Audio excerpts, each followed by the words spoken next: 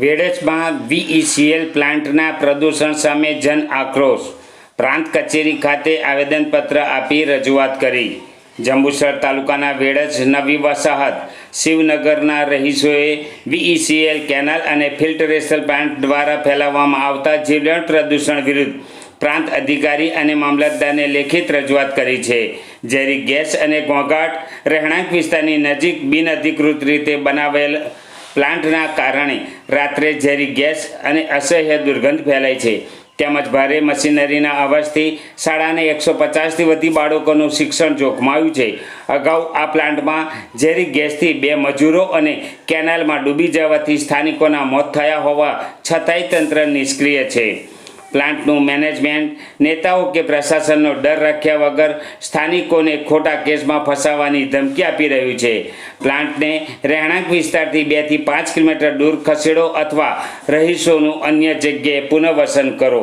ત્યાં સુધી કંપની દ્વારા તમામ રહીશોને 2 લાખનો મેડિક્લેમ આપવામાં આવે.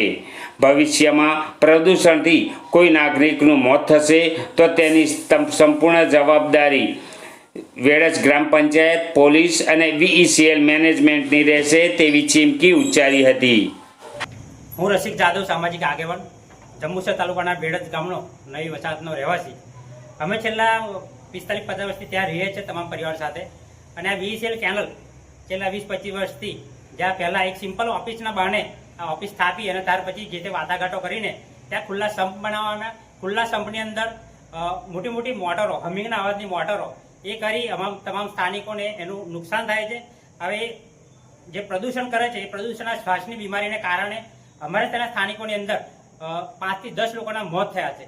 અને એમની ખુલ્લી બેદરકારીને કારણે વીઈસીએલની ત્યાં અમારા એક પરસોત્તમ ખુમાન જાદવનું પણ મોત થયું છે અને એક પિલુદરાથી ડોડિયાભાઈ કરી છે એ ડોડિયાભાઈનું પણ ત્યાં મોત થયું છે. આટલી બિનકાળજી છતાં પણ અમે જ્યારે રજૂઆત કરવા અમારા સ્વાસ્થ્ય લઈને કહેવા જઈએ છીએ ત્યારે આ લોકો આજે બાઉન્સરો લઈને અમારા તમામ સ્થાનિકોને મારવાની ધમકી આપીને ત્યાં પોલીસના કાફલા હાથે ખડકી દેવામાં આવે છે, અમને દબાવવામાં આવે છે. અમારી તમામ સ્થાનિકોની એક જ માંગ છે કે અહીંયાથી વીઈસીએલ કેનલ છે એમનો પ્લાન્ટ અહીંયાથી દૂર લઈ જવામાં આવે અને અમને એનો નિકાલ કરવામાં આવે. એ જ વસ્તુ. જય હિન્દ, જય ભારત.